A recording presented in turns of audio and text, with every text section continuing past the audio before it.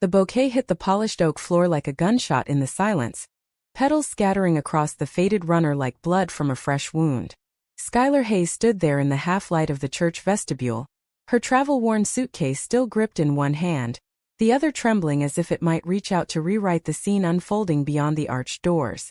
"Ilara," she whispered to the empty air, the name a blade twisting in her chest, because there, at the altar of St. Augustine's in Monroe, Louisiana, her wife of 7 years was gliding down the aisle on the arm of Monroe Voss, the woman Skylar had buried in her past like a fever dream.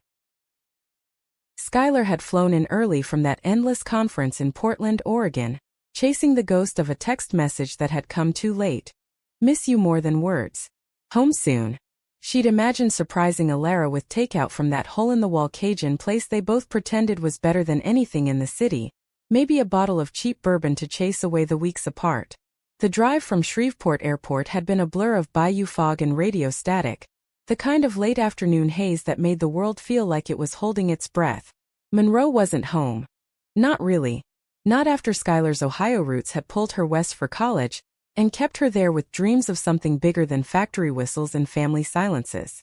But Ilara had roots here, deep entangled in the red clay, in a family estate that whispered of old money and older grudges. They'd met in New Orleans during Mardi Gras, two women dodging beads and bourbon-fueled regrets, and somehow, against the odds of their worlds, they'd built a life stitched from compromises. Skylar's freelance graphic design gigs funding Ilara's quiet volunteer work at the local literacy center. Their small clapboard house on the edge of town a fragile bridge between Yankee skepticism and Southern grace. Now, as the organ swelled into that saccharine hymn Skylar could never remember the words to, she pushed through the doors just enough to see it all. Ilara in ivory silk that hugged her like a second skin, her dark curls pinned with jasmine from the garden they'd planted together, her smile radiant and rehearsed, the kind that hid the storms they'd weathered. And beside her, not as a bridesmaid but as the goddamn bride. Or wait, no, the veil was on Monroe, that sharp-jawed ghost from Skylar's Vanderbilt days, her blonde hair cropped short now, suit tailored to perfection, eyes locked on Ilara with a hunger Skylar recognized all too well. The congregation, Ilara's cousins from Baton Rouge, the church ladies with their pearl clutches, a smattering of Skylar's half-hearted invites from Portland, turned heads like dominoes falling, whispers rippling through the pews like smoke. Skylar's knees buckled, but she caught herself on the doorframe, the wood cool and unforgiving under her palm. This wasn't a dream. The scent of lilies and candle wax was too real. The murmur of "bless her heart," already forming on lips painted coral. She'd known Monroe was back in town. Ilara had mentioned it offhand, a casual old friend from your college circle, helping with the fundraiser, but this was the kind of betrayal that poets wrote elegies for, the kind that made you question if love was ever anything more than a shared illusion. Skylar's mind reeled back to the night she'd proposed, on the porch swing in their yard, fireflies winking like conspirators as she slipped the ring onto Ilara's finger. "We're rewriting the rules," she'd said, voice thick with the weight of it all. Their family's quiet disapprovals, the sideways glances at the grocery store in Monroe where rainbows were still whispered about like scandals. Ilara had laughed then, tears in her eyes pulling Skylar close. "With you anything." But rules were made to be bent, weren't they? Or broken? Skylar forced her legs to move, slipping into the back pew like a shadow, her heart hammering a rhythm that drowned out the vows being exchanged up front. Monroe's voice, low and steady, carried, "In the quiet hours when the world tries to tell us who we should be, I choose you, the fire, the fight, the grace that defies every damn expectation."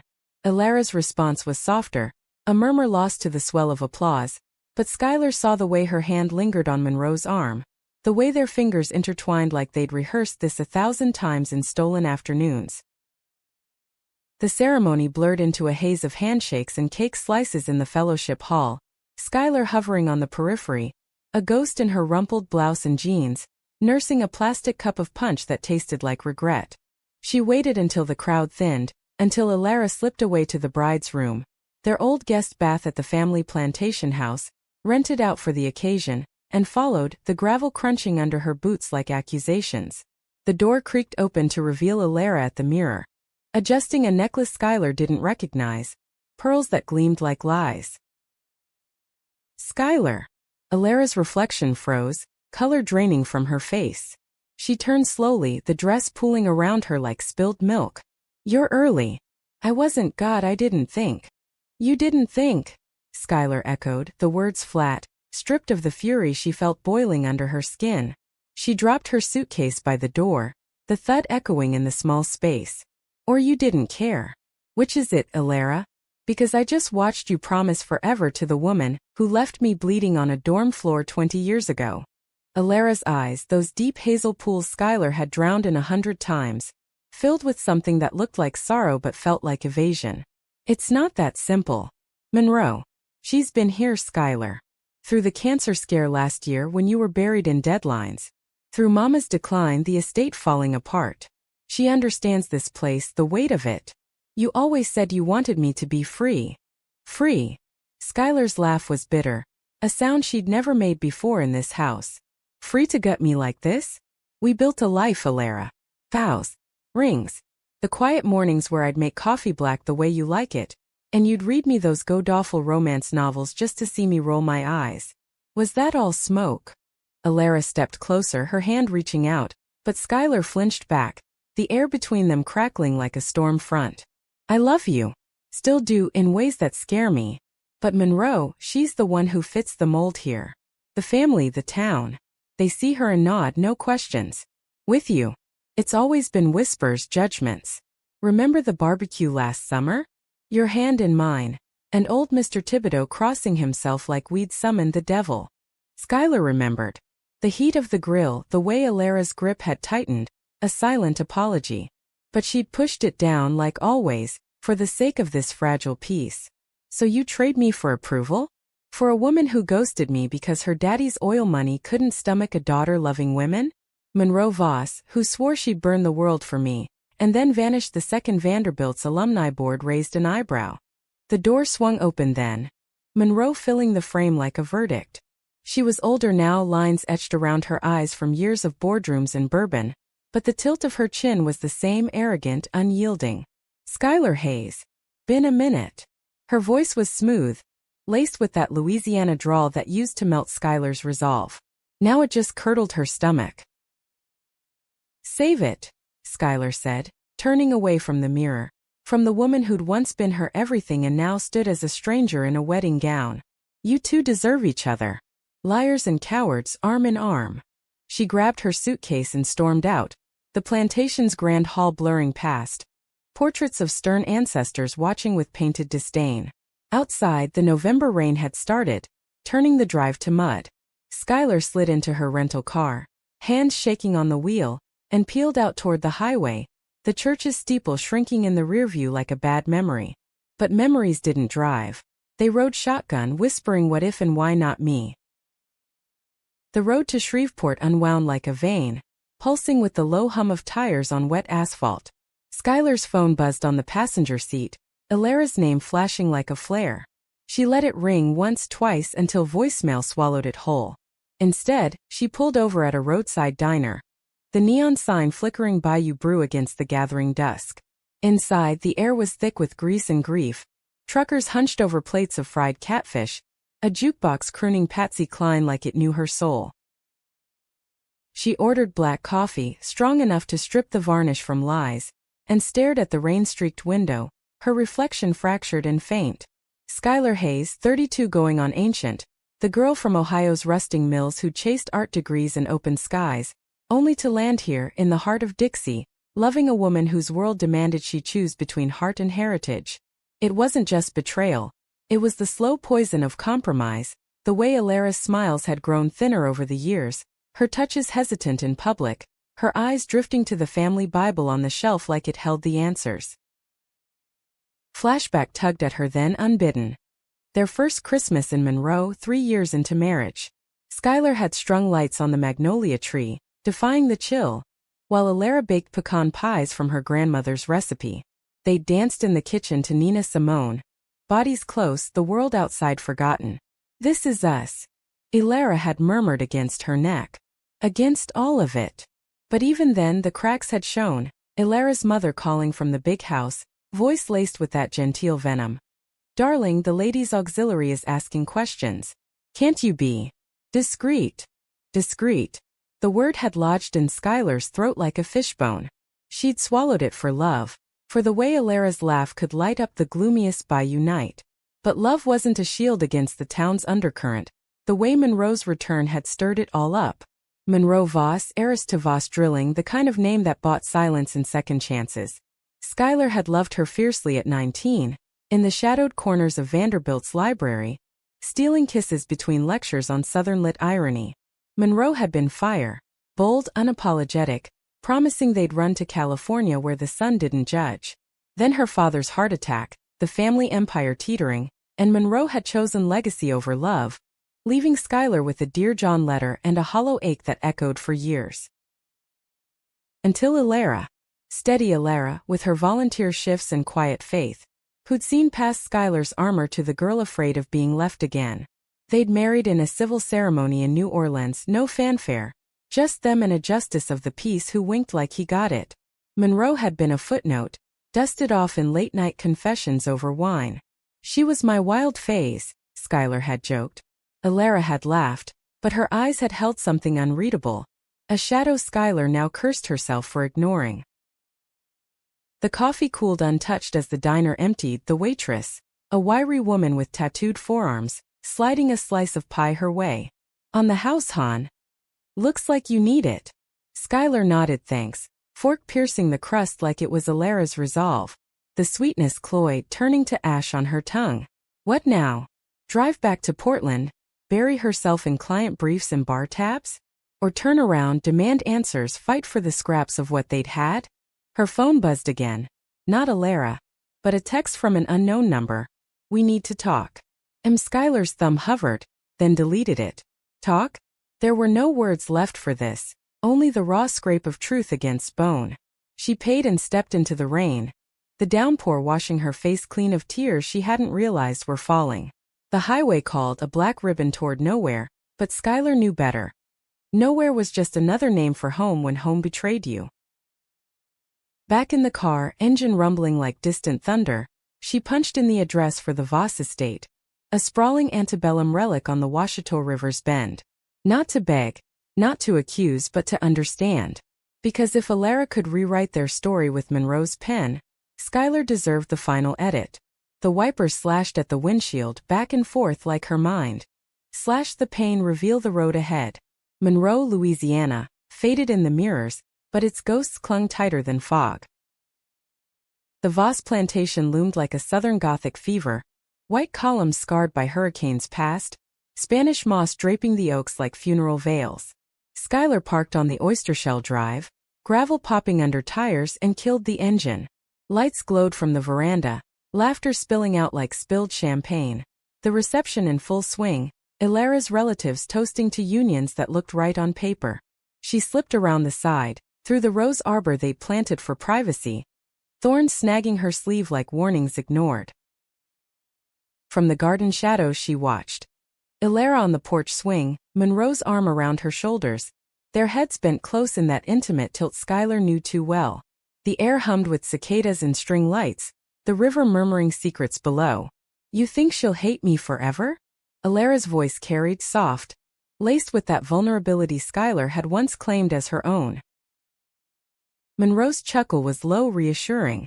Skylar's tougher than she lets on. Always was. But this, it's mercy, darlin'. For both of you. She deserves a life without the constant pull of this place. Mercy. The word landed like a slap.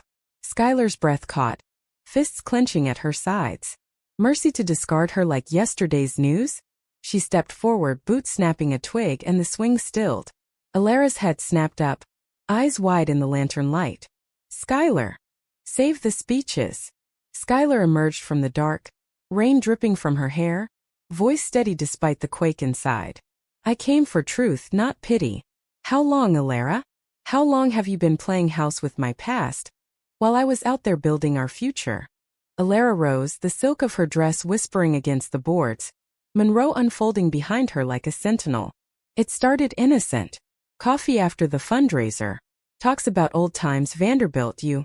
She asked about us and I told her everything. The loneliness when you're gone. The way Mama's illness made me question if love was enough against all this.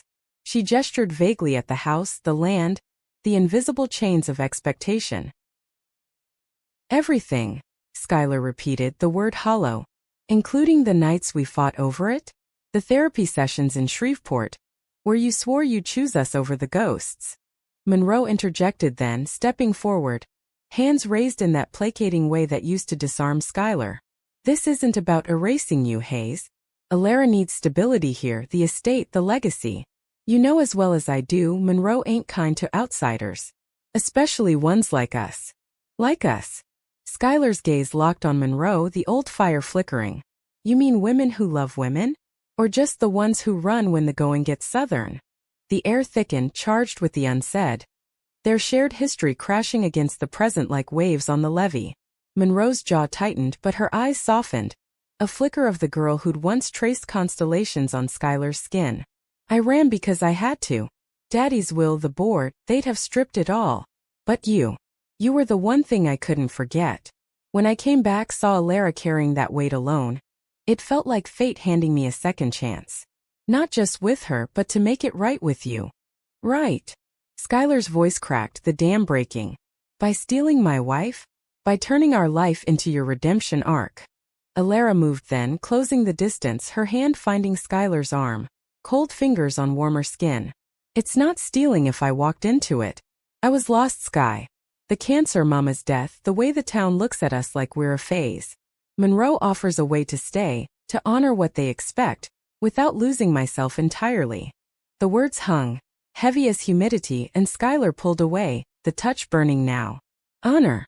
That's what this is. Betraying the one person who saw you whole, not in pieces to fit their puzzle. Tears tracked down Alara's cheeks, smudging the careful makeup. I never meant to hurt you.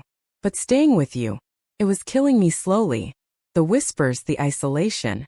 With her I can breathe. Skylar looked between them, the woman she'd loved and the ghost who'd shaped her scars. The river rushed below, indifferent, and for a moment she envied its freedom. Then breathe, she said finally, voice a whisper carried on the wind. But know this, mercy cuts both ways. I'm done holding your chains. She turned, walking back through the arbor, thorns drawing blood she didn't feel.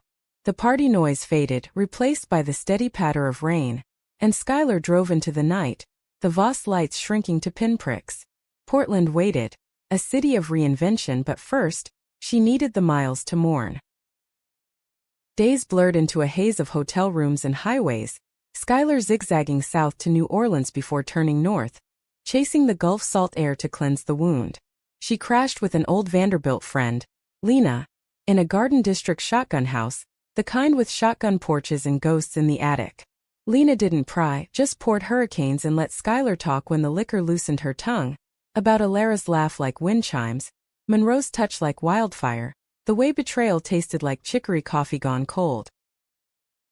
You're free now, Lena said one sticky afternoon, as they wandered Jackson Square.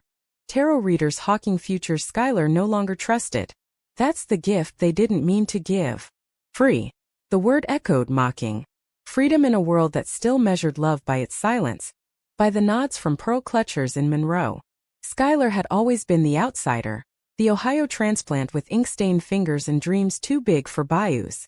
Alara had grounded her, made her believe in roots. Now unmoored, she felt the pull of old wounds. Her mother's hushed its a phase skybug, the factory town's averted eyes when she'd come out at 17. But there, amid the jazz buskers and beignet sugar, something stirred. Not healing but hunger. For stories untold. For loves unapologetic. She texted Alara one last time. Papers in the mail. Be happy. Or try. The reply came hours later. I'm sorry. For everything. Monroe's message followed. You deserved better from the start. From me. Skylar deleted it, but the ache lingered, a bruise blooming into resolve. She flew home to Portland 2 weeks later, the plane's descent over evergreens a balm to her frayed edges. The freelance world waited. A new client in graphic novels, tales of queer heroes defying dragons. Skylar dove in, sketching heroines with Alara's eyes and Monroe's fire, their triumphs raw and real. Months passed in sketches and solitude until a package arrived. Alara's ring, wrapped in a note. I couldn't keep it. It belongs to the woman who taught me to fight. Skylar slipped it on, not as a chain but a talisman. One rainy evening, scrolling X for inspiration, she saw Monroe's post. A photo of the Voss estate, sold to a preservation trust, caption reading letting go to grow.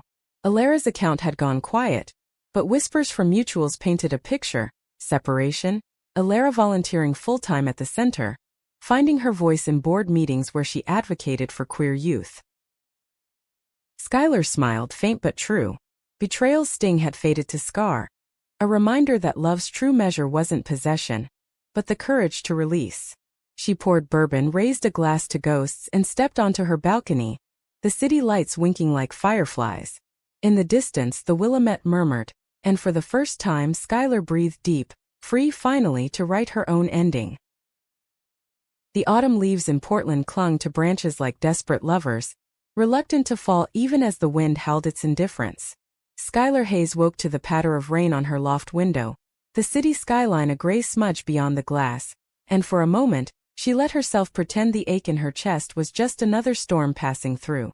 7 months since Monroe, Louisiana, since the church doors and the scattered petals, and the scar tissue had thickened, but some mornings it itched like it remembered the blade. She rolled out of bed, feet hitting the cool hardwood, and padded to the kitchenette where coffee brewed on autopilot. The ring, Alara's ring, now hers alone, sat on the counter, catching the weak light like a dare. Skylar ignored it, pouring a mug black and strong, the bitterness a ritual anchor. Work waited. Revisions on the graphic novel Bayou Ghosts, her semi-autobiographical tale of two women tangled in southern vines, one clipping wings for the other's flight. The editor loved the rawness, the way Skylar wove betrayal into redemption without sugarcoating the bleed. "It's got that fried green tomatoes grit," he'd emailed, "but queerer, fiercer." Fiercer. Skylar smirked into her coffee, scrolling her phone for the Portland queer lit scene.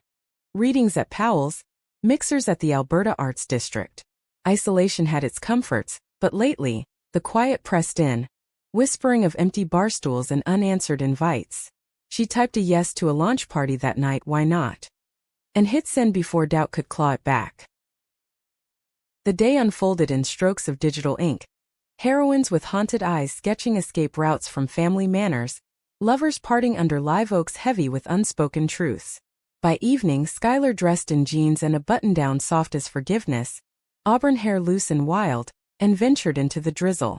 The venue was a converted warehouse, string lights casting warm pools amid exposed brick, the air humming with laughter and low conversations that felt like lifelines.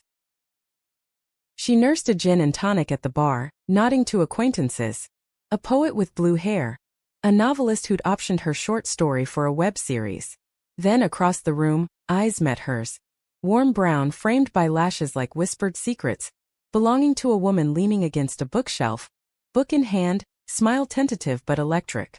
Juniper Reed, the event's featured reader, 28 and all Oregon edges, freckles from Willamette summers, voice like falling leaves when she took the mic later, reading from River Runes, a collection of essays on queer becoming in the Pacific Northwest.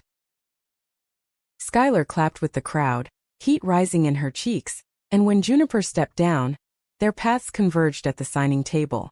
"Loved the line about roots that strangle," Skylar said, sliding her copy forward. "Felt like you were writing my biography." Juniper's pen paused, eyes lifting with that spark of recognition. "Yeah? Well, your Bayou Ghost preview in the program, it's got me hooked. That altar scene? Gut punch."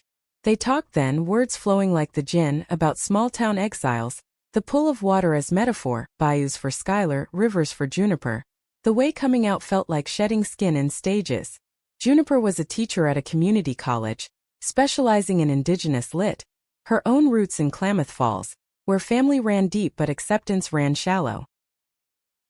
By midnight, the crowd thinned, and they spilled onto the street, umbrellas forgotten, shoulders brushing under the awning. "Walk with me?" Juniper asked, and Skylar nodded, the rain a soft veil between past and possibility. They wandered Burnside Bridge, city lights fracturing on the Willamette below, talking of everything and nothing. Favorite dive bars, the ache of holidays alone, the quiet thrill of a hand held in public without flinching. At Skylar's loft, The invitation hung unspoken until Juniper's fingers grazed hers on the doorstep. "I don't want the night to end," she murmured, and Skylar pulled her in, the door clicking shut like a vow renewed. They moved slow, exploratory, kisses tasting of gin and green apples, bodies mapping new territories with the reverence of survivors. Juniper's touch was gentle, questioning, alive with the curiosity of someone who'd learned love as a verb, not a cage. In the tangle of sheets, Skylar let go, whispers of names blending with the rain's rhythm, and for the first time since the church release felt like grace, not grief. Morning brought coffee and crepes, Juniper cross-legged on the floor, flipping through Skylar's sketches. "These women, they're you, aren't they? The one who stays and the one who flies." Skylar watched her, heart stuttering at the insight, the ease. Maybe. Or maybe they're what I wish I'd been, braver. They dated in fits and starts, the Portland way. Hikes in Forest Park where Ferns whispered approvals, poetry slams where Juniper read odes to river women and Skylar cheered loudest, quiet dinners at food carts where stories unfolded like napkins. Juniper knew fragments of the Monroe wreckage, enough to hold Skylar through nightmares where petals rained like accusations, but not the depths, not yet. Skylar guarded those, afraid the weight would drown what was blooming. But ghosts have long arms. 3 months in, a call from Lena in New Orleans. "Ilara's in town for a conference. Saw your name on a panel list. Thought you should know." Skylar's stomach knotted, the old scar itching fierce. The conference was queer lit, a convergence at the Superdome, irony thick as gumbo. Juniper noticed the tension, her hand squeezing Skylar's over breakfast. "Go if you need to. Face it or it faces you." Skylar went, flying solo, the Crescent City a siren call of memories. The panels buzzed with voices like hers, tales of forbidden glances in Bible Belt pews, anthems to reclaimed names. Then in the lobby, eyes locked across the crowd. Ilara, slimmer now, hair shorter, a lanyard proclaiming volunteer coordinator, Gulf Coast Queer Youth Alliance. No Monroe in sight, just that familiar tilt of head, sorrow etched deeper. "Skylar." Ilara approached, voice soft as Spanish moss. "You look good. Strong. You too." Truth, not kindness. Ilara's eyes held a clarity Skylar hadn't seen in years, unburdened. They found a corner cafe, beignets steaming between them, and words tumbled. Ilara's separation from Monroe after 4 months, the estate sale funding scholarships for queer kids, her new apartment in Baton Rouge where she lived unapologetically. "I was running from myself," she admitted, sugar dusting her lips. "Using her to stay safe. But you were the mirror I broke. I'm sorry doesn't cover it, but it's all I have." Skylar listened, the ache a dull throb now, not a stab. "I forgave you months ago. For me, not you." Holding the hate was heavier than the hurt. They parted with a hug, brief, sisterly, and Skylar wandered the quarter alone, jazz spilling from doorways, the air thick with possibility. Back in Portland, she told Juniper everything over wine on the balcony, the ring glinting like a full stop. Juniper listened, then pulled her close. "That scar makes you, but it doesn't own you. We're writing the next chapter." And they did, proposals under cherry blossoms, a commitment ceremony in a riverside clearing with friends bearing witness, no aisles or altars, just vows exchanged with the Willamettes choir. Skylar Hayes, once shattered in a vestibule, now whole in the arms of a woman who saw her fully, flaws and fire. Love, she learned, wasn't a transaction or a trap, but a current carrying you home to yourself. Winter clamped down on Portland like a jealous lover, snow dusting the bridges in reluctant white, turning the city into a hush of half-frozen secrets. Skylar and Juniper's life wove tighter, threads of routine and revelation. Mornings tangled in flannel sheets, Juniper's laugh echoing as she burned toast. Evenings at the drawing board where Skylar sketched while Juniper graded papers, their feet entwined under the table like roots seeking soil. Bayou Ghosts hit shelves that January, covers embossed with magnolia blooms cracked open to reveal hidden paths. Reviews praising its unflinching portrait of queer Southern survival. Signings drew crowds, women with stories mirroring Skylar's, eyes wet with shared scars, and each one chipped at the walls she'd built, letting light in where shadows once ruled. But peace, Skylar knew, was a fragile bloom, easily bruised by winds from the south. February brought a letter, forwarded from the Monroe house she'd never fully vacated. Ilara's handwriting, neat and tentative, enclosing a check for half the divorce settlement, proceeds from the estate's dispersal. Use it for your dreams, it read. The ones I dimmed. Skylar stared at the sum. Enough for a down payment on a studio in the Pearl District, her fingers tracing the ink as if it could summon explanations. Juniper found her there, cross-legged on the rug, and sat beside her without a word, waiting until Skylar's breath steadied. It's not guilt money, Skylar said finally, folding the check away. It's her way of closing the circle. Juniper nodded, her hand warm on Skylar's knee. Then let it build something new on old ground. They talked late into the night, Juniper sharing her own fracture. A high school girlfriend lost to conversion prayers in Klamath, the years of therapy unraveling the shame. We carry them, but we don't let them steer. Spring thawed the Willamette's edges, green shoots pushing through concrete cracks, mirroring the tentative growth in Skylar's chest. She used the money for the studio, a sunlit space above a bookstore, walls soon papered with sketches and Juniper's poems taped like talismans. Their ceremony lingered in memory, a circle of quartz and wildflowers by the river, vows spoken to the current. I choose you in the quiet and the storm, no chains, only hands held open. Friends toasted with ciders from local orchards, Lena flying in from New Orleans with stories of Alara's latest triumph. A youth center opening in Baton Rouge, funded by Voss remnants, Alara at the helm with a fire Skylar recognized as her own spark returned. Yet as cherry blossoms peaked, a shadow crept. Monroe Voss, emailing from an Atlanta address, subject unfinished business. Saw the book. Proud of you. Coffee. Neutral ground. Skylar's pulse spiked, old reflexes firing. Anger, curiosity, the masochistic pull of closure. Juniper read it over her shoulder, brow furrowed but voice even. Your call. But if you go, go for you, not her. They met in Seattle, a rainy May afternoon, Pike Place Market buzzing with tourists and fishmongers' calls, the waterfront a buffer of salt air. Monroe waited at a harbor cafe, unchanged in essence, cropped hair silvering at the temples, suit swapped for wool sweater and jeans, eyes holding that same unyielding depth. Hayes, she said, standing to hug, the embrace brief, charged with history. Voss. Skylar slid into the booth, ordering tea to steady her hands. What brings the prodigal back? Regret tour. Monroe's laugh was rueful, stirring cream into her coffee. Something like, sold the last of the rigs, moved to consulting, clean energy, irony not lost. Alara. She's thriving without me. We were oil and water, thought we were fire. She paused, gaze dropping to the table. But you turned pain into art. That book? Gutted me in the best way. Made me see what I stole, not just from her but from us. The word hung. A bridge over the chasm of years. Skylar sipped her tea, the steam curling like ghosts. You didn't steal. You reminded me what I deserved to walk from. They talked for hours, the market's clamor fading to backdrop. Vanderbilt nights under frat house lights. Monroe's hand in hers at the first Pride March. The letter that severed it all. I chose fear, Monroe admitted, voice low. Daddy's empire over my heart. Thought it'd fade, but you lingered, like a song I couldn't unhear. Skylar listened, the old fury softened to empathy. A recognition of paths diverged. And now? Clean slate. Monroe nodded, sliding a slim volume across the table. Her own memoir, drilled dry, confessions of a Southern heiress reckoning with legacy's cost. For you.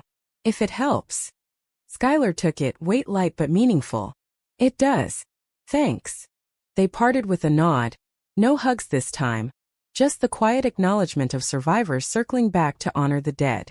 Flying home, Skylar cracked the book on the plane. Monroe's words a mirror to her own. Betrayals owned, freedoms claimed. Juniper met her at the gate. Arms open, and over dinner that night, Skylar shared it all. The release a deeper rooting. Summer swelled, Portland's roses rioting in planters, and with it came expansion. Skylar's novel shortlisted for the Lambda Literary Award. Juniper's essays picked up by a lit mag. They traveled. A road trip down the Oregon coast, dunes and driftwood under vast skies.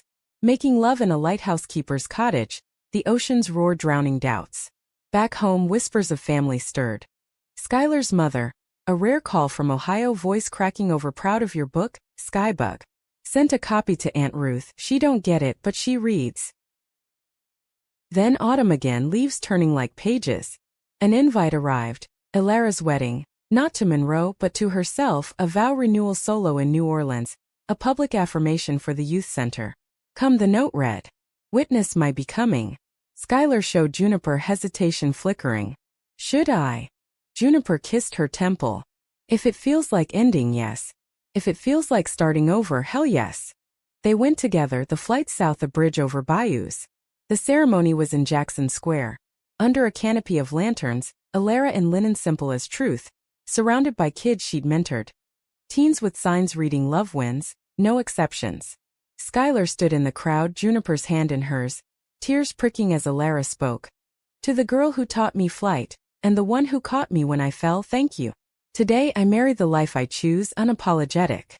After over jambalaya in a courtyard cafe, Ilara hugged Skylar tight. You look happy. Truly. I am. And she was. The circle closed, not in loss but in layers of grace. Winter returned, softer now, snow falling like confetti on their first anniversary. Skylar proposed expansion.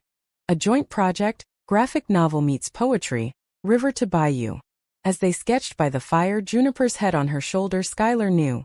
Betrayal had been the forge, society the anvil, but love, real chosen love, was the hammer shaping them whole.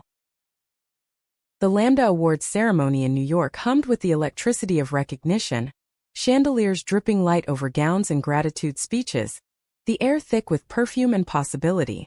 Skylar Hayes sat at a corner table, Juniper's hand warm in hers under the linen, her nerves a low buzz beneath the tailored black dress she'd bought on a whim.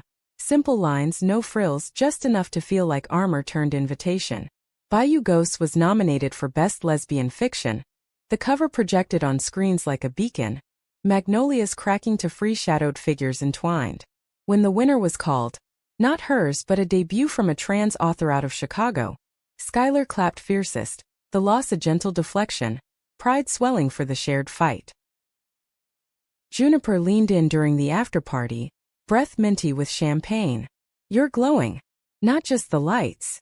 They danced then in the hotel ballroom, bodies swaying to a jazz quartet's rendition of At Last, the city outside a glittering apology for winters past. Back in their room, overlooking Times Square's chaos, they made love with the windows cracked, neon flickering like heartbeats, whispers of forever mingling with traffic horns below. Morning brought bagels and the New York Times, a review tucked in arts. Hayes' prose aches with authenticity, a southern queer odyssey that lingers like humidity on skin. Skylar read it aloud, voice catching on redemption, Juniper's eyes shining. Told you. The world's catching up. But catching up meant confronting too. A week post-ceremony, back in Portland's embrace, an email pinged from an unfamiliar domain. Harper Voss Literary Agency. Monroe's cousin, apparently, pitching representation for Skylar's next project. Monroe, mention your work. She's pivoting to producing indie films, queer stories.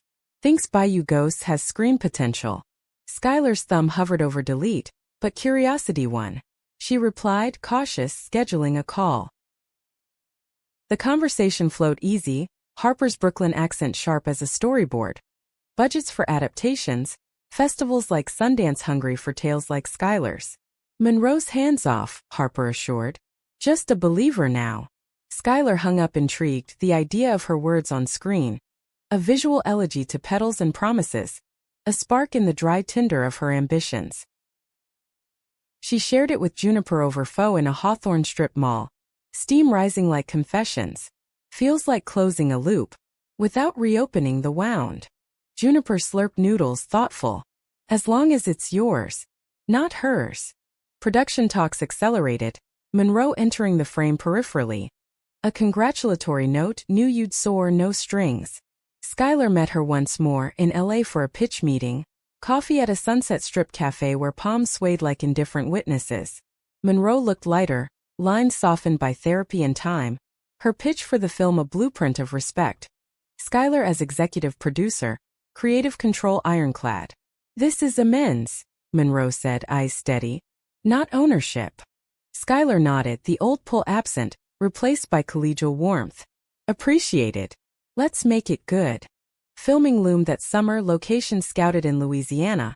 Monroe's Bayou standing in for authenticity, Ilara consulting on dialects and details, her youth center kids as extras for a festival scene.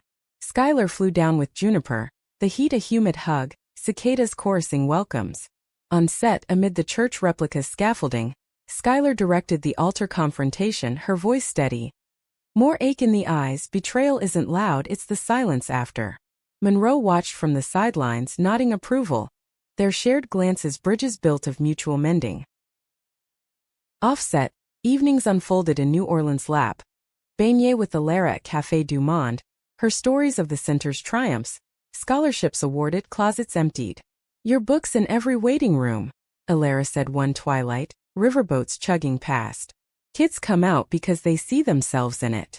Juniper bonded easy, her indigenous lens adding depth to set talks, and the three women, Skylar, Ilara, Monroe, shared a meal one night, laughter tentative at first, then free, toasting to fractures that forged.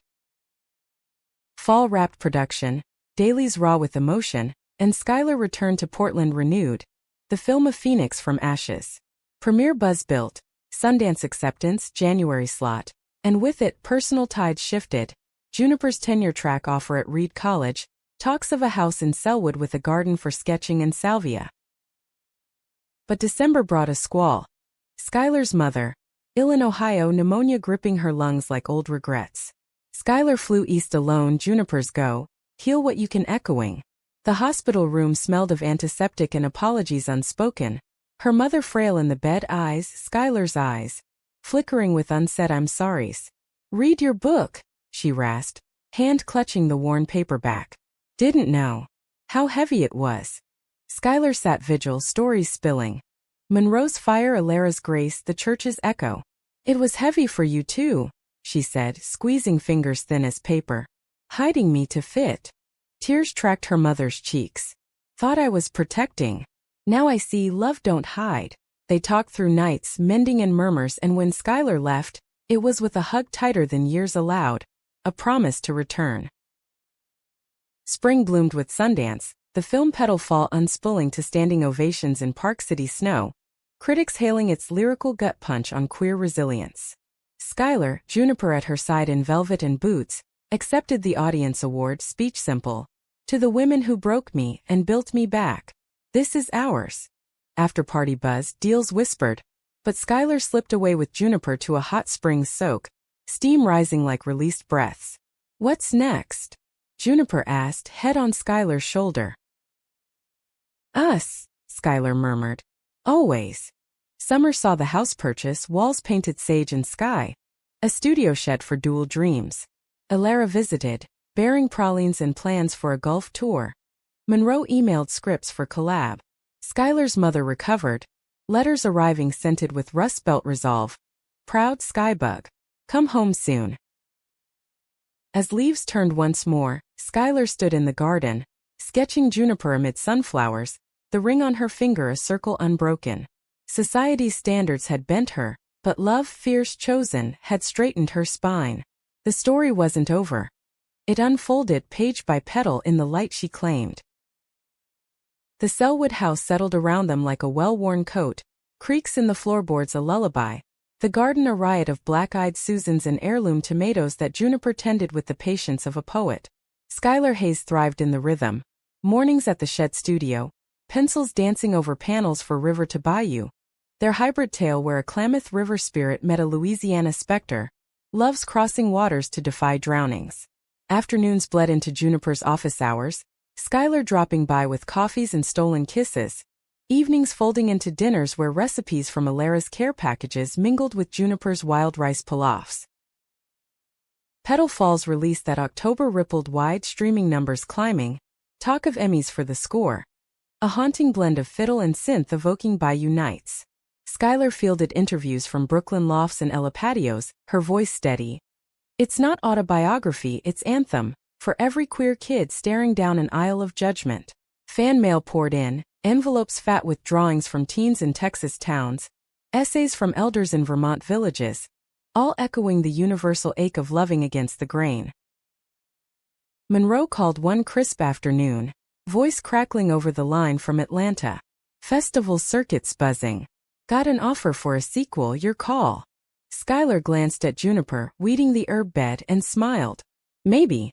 But first, this life. Monroe chuckled, understanding. Fair. Alara says hi. She's spearheading a lit fest in Baton Rouge. Invited us. The invite tugged, a thread to old wounds now woven into tapestry. They went in November, Portland's chill traded for Louisiana's velvet dusk. The fest a whirlwind of panels and poets in the capital's shadow. Alara greeted them at the airport, hug fierce, her laugh brighter, unshadowed. You too, it's poetry, she said, driving them to her apartment, a shotgun conversion bursting with books and batik throws.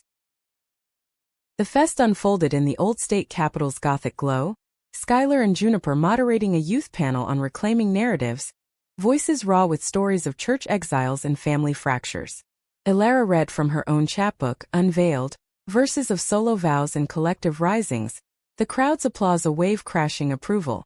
Monroe arrived midweek, suitcases stuffed with scripts, joining a screenwriting workshop where her clean energy pivot inspired talks on sustainable stories. Dinners post-events were communal.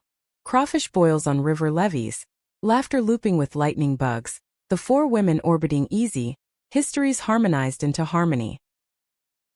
One night after a reading where Skylar shared Bayou Ghost's epilogue, a heroine choosing self over silence, Alara pulled her aside on the balcony, city lights twinkling below.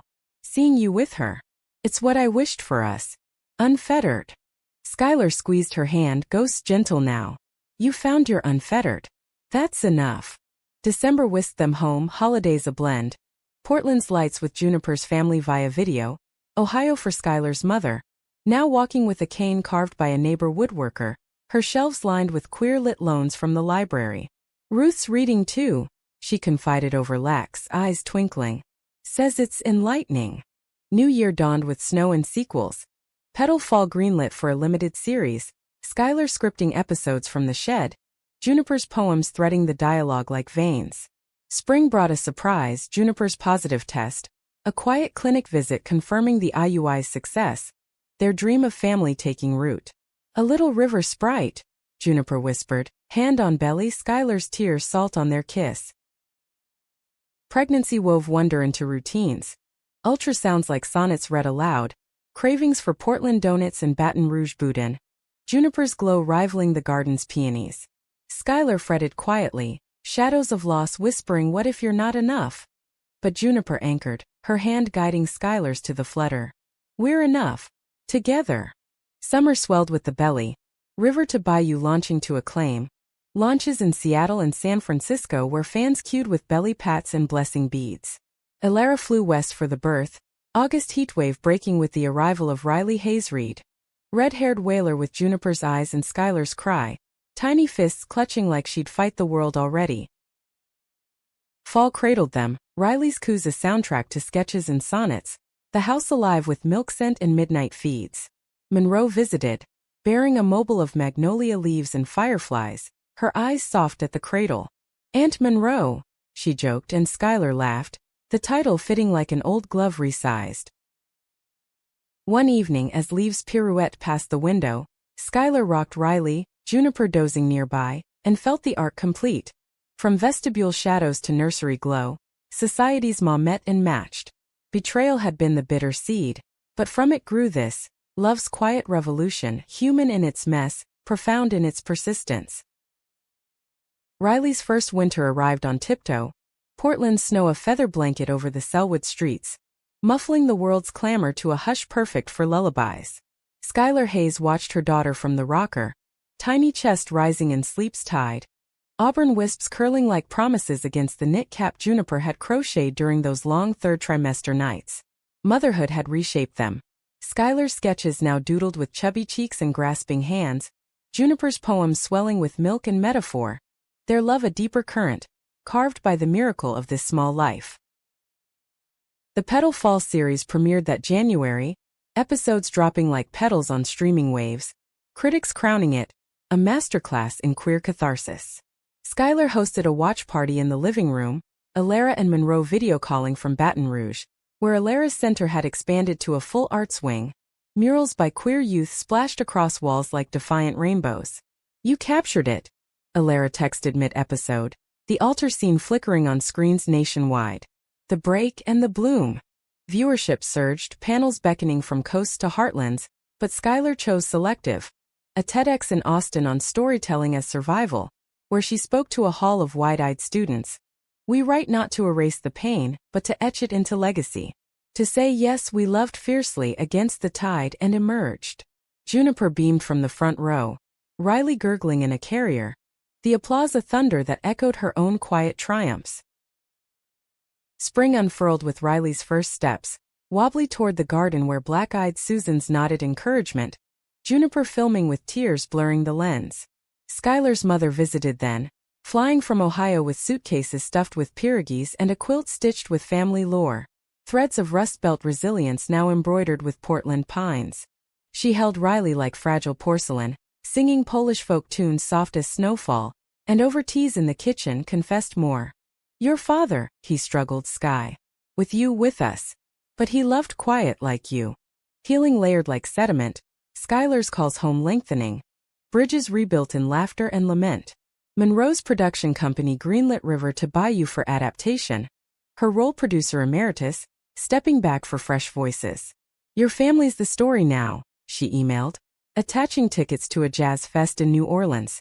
They went, Riley in a papoose, the music a cradle sway under oaks, Alara joining with her partner, a soft-spoken librarian named Thea, their hands linked casual as breathing. Summer baked the bayous golden. Riley's babbles blending with brass bands, Skylar tracing old paths with new eyes. The church in Monroe a relic now, its steeple leaning like a confession. They picnicked on the Voss grounds preserved as a heritage park, magnolia's shading tails swapped. Monroe's Atlanta life, consulting for green initiatives. Alara's wedding to Thea, small and sunlit, vows echoing Skylar's own riverside words. Fall harvested abundance, River to Bayou book tour wrapping in Vermont's fiery foliage, Skylar reading to crowds in Burlington barns, Juniper's essays collected into current songs, Riley's photo on the dedication page. Back home, a letter arrived from an Ohio high school. Drama club mounting Petal Fall as a play, invitation to opening night. Skylar went, Juniper and Riley in tow, the stage a mirror to her youth. Teens channeling the ache with raw grace, curtain call hugs tear-streaked. Winter circled again. Riley's second birthday a flurry of frosting and friends, the house aglow with candles counting graces. Skylar stood on the porch that solstice eve, snowflakes kissing her lashes, Juniper inside strumming guitar to Riley's sleepy hum. The years replayed like film reels. The business trips unraveling, petals on oak, hands held in defiance. Society's standards, gossip in Monroe pews, Ohio mill whispers, had tested, torn but yielded to the human truth. Love's not a line drawn in clay, but a river carving canyons persistent, profound. She stepped inside, arms finding Juniper. Riley's soft breaths the heartbeat beneath. What are you thinking? Juniper murmured, chin on Skylar's shoulder. Us, Skylar whispered, the word encompassing all. The betrayals born, freedoms forged, family flowered. And the stories we'll tell her. In the quiet with snow sealing the world soft, Skylar knew the ending. Not a fade to black, but an open frame light spilling endless, inviting the next breath, the next bend.